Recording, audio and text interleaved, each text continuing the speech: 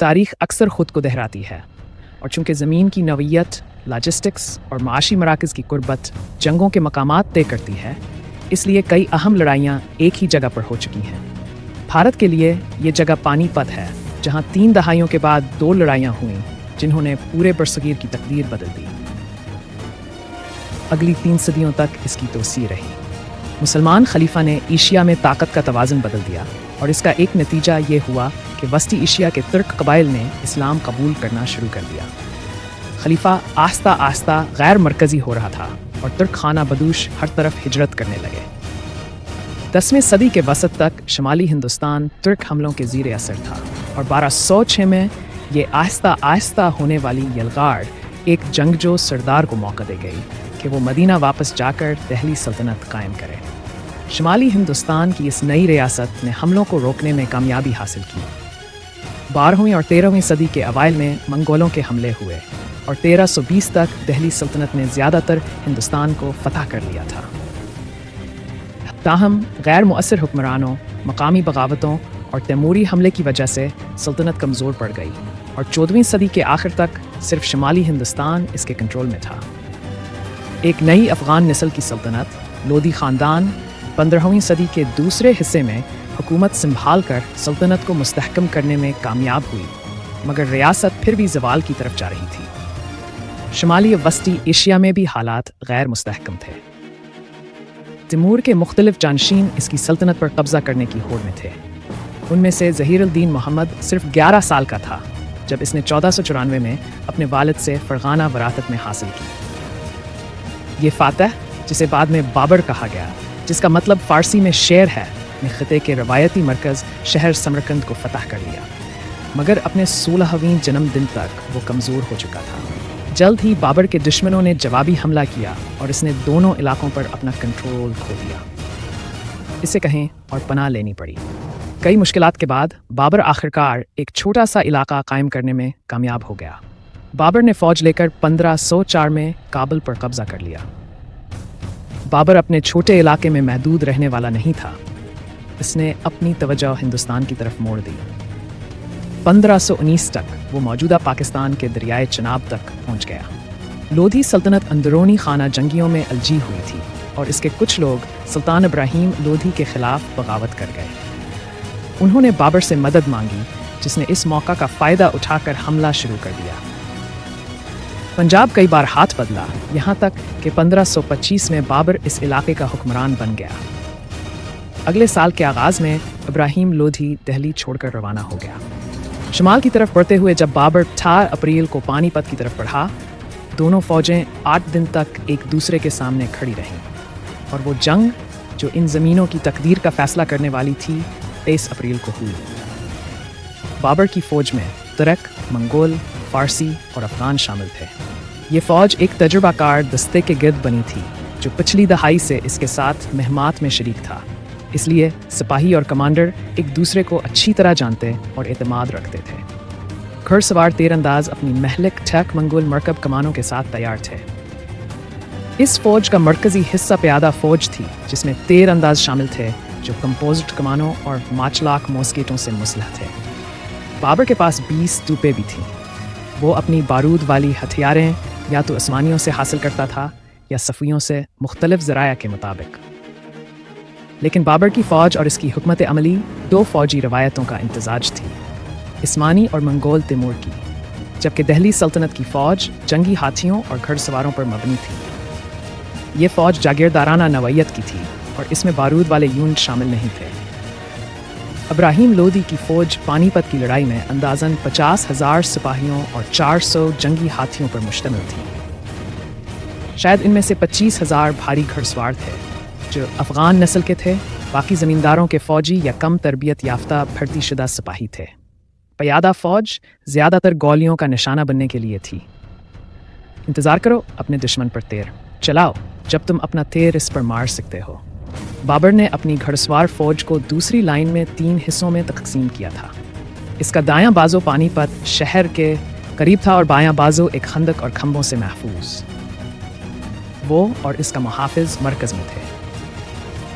पहली सफ़ में प्यादा फ़ौज थी जो गाड़ियों पर रखी गई थी।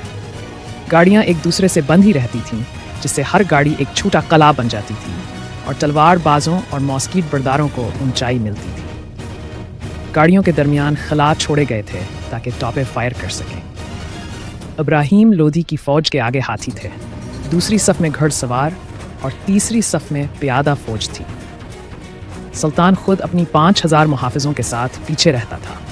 इसे पक्का यकीन था कि इसकी तादाद दिन का फैसला करेगी, इसलिए इसने तकरीबन अपनी तमाम फौज को हाथियों के साथ सीधा हमला करने का हुक्म दिया।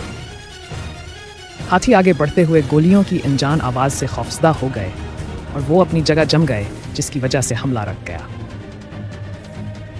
इब्राहिम की घुड़सवार फौज ने बाईं जानब दुश्मन के दाएं पर हमला करने की कोशिश की, मगर दुश्मन को मरकज़ से मदद मिल गई और ये हमला पसपा कर दिया गया। जब हाथी या तो मारे जा रहे थे या घबरा कर पीछे हट रहे थे तो नज़्म ज़ब्त बिल्कुल ख़त्म हो गया और बाबर ने दोनों तरफ के बाजू भेज दिए। फौजी सवारों ने एक चाल चलकर दुश्मन के दोनों बाजुओं को घोड़े के तीर अंदाजों की तरफ मरने पर मजबूर कर दिया। सल्तनत की फौज फंस गई थी और पीछे से गाड़ियों और तोपों की गोलाबारी का सामना था। बाबर खुद भी हमले में शामिल हो गया, अपने मुहाफिजों को गाड़ियों के दाईं तरफ ले गया। सुल्तान की फौज अब सख्त मुहासरे में थी और इब्राहिम लोधी ने हौसला बढ़ाने के लिए कदम बढ़ाया, मगर लड़ाई का रुख बदलने के लिए बहुत देर हो चुकी थी और आखिर में सुल्तान खुद मारा गया। लड़ाई ख़त्म हो चुकी थी। सल्तनत ने 20,000 से ज़्यादा फौजी खो दिए और ख़त्म हो गई, जबकि बाबर की मुग़ल फ़ौज के नुकसानात बहुत कम थे। दिल्ली अब बाबर के कंट्रोल में थी और 1527 में इसने मकामी राजपूत इत्तेहाद के ख़िलाफ़ एक और शानदार फतह हासिल की। इस कामयाबी ने एक बार फिर मुग़लों की हथियारबाजी और हुकूमत अमली की बढ़तरी दिखाई। शुमाली भारत का ज़्यादातर हिस्सा अब बाबर के कब्ज़े में था, लेकिन 1531 में इसकी मौत ने इत्तेहाद के अमल को रोक दिया। इसका जानशीन हुमायूं आहिस्ता आहिस्ता उसे आगे बढ़ाने लगा। नए बने हुए शेर शाह सूरी के सल्तनत के दबाव में इलाका खो दिया और 1540 तक सफ़ी दरबार में पनाह लेना पड़ी।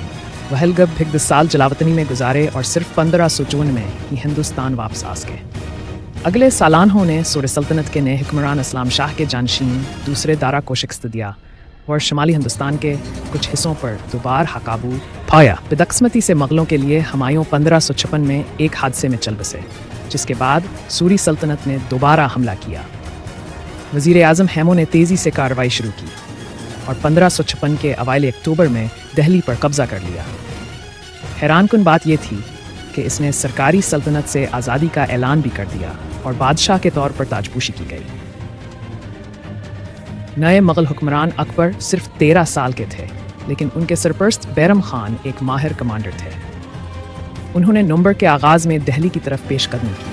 मुग़ल फ़ौजें पानीपत के करीब पहुँचें और हेमो का सामना हुआ। मुग़ल फ़ौजियों की तादाद फिर से कम थी, तकरीबन 10,000 के मुकाबले में दुश्मन की फ़ौज 30,000 थी। बैरम खान ने एक ऐसी जगह मुंतखब की जहाँ दरमियान में एक गहरी खाई थी। मैदान बराबर करने के लिए दोनों तरफ की फ़ौजें तैयार थीं। मुग़ल फ़ौज में ज़्यादातर घुड़सवार और हाथी थे और वो 5 गिरोहों में तकसीम हो गई थी, जिनमें घुड़सवार तीर अंदाज और हाथियों की एक सफ़ शामिल थी। जबकि हेमो की पहली लाइन में घुड़सवार थे, दूसरी में पैदल फ़ौज और सामने हाथी थे। हेमो खुद भी एक बड़े हाथी पर सवार था। लड़ाई का आगाज़ हुआ। हेमो की दाएं और बाएं बाजू की घुड़सवार और हाथी दुश्मन पर हमला करने के लिए आगे बढ़े। ये हमला कामयाब रहा और मुग़लों के दोनों बाजू आहिस्ता आहिस्ता पसपा होने लगे। दबाव के तहत पीछे हटते हुए बैरम खान ने अपनी दूसरी लाइन की घुड़सवार फ़ौज को दुश्मन के पीछे भेजा ताकि इसे पीछे से हमला किया जा सके। मुग़ल घोड़सवार तीरंदाज दुश्मनों से बेहतर थे और उनके तीर ज़्यादा मुअस्सर साबित हुए, इसलिए हेमो की पहलू से हमला आवर फ़ौजों को पीछे हटना पड़ा। खाई की वजह से मुनासिब हमला करना मुश्किल हो रहा था और जब वो आगे बढ़ने का फ़ैसला किया तो उसे चक्कर लगाकर जाना पड़ा। इसकी फ़ौज का सिर्फ एक हिस्सा दुश्मन के मरकज़ पर हमला कर सका और फिर भी ज़राया का दावा है कि मुग़ल फ़ौजें शिकस्त के करीब थीं। जंग का फ़ैसला एक तीर ने किया जो हेमो के हेलमेट की दर्ज में जा लगा। अपने कमांडर की मौत देखकर इसकी फ़ौज घबरा गई और सफ़ें तोड़ दी। मुग़लों ने एक बार फिर बहुत कम सिपाही हुए, जबकि 5,000 से ज़्यादा दुश्मन मारे गए। अकबर ने इलाकों को मजबूत करना जारी रखा اور اپنی موت تک ہندوستان کا آدھا سے زیادہ حصہ مغلوں کے کنٹرول میں تھا۔ مغل سلطنت 1857 تک قائم رہی۔ ہمارے ویڈیو پانی پت کی 2 لڑائیاں دیکھنے کا شکریہ۔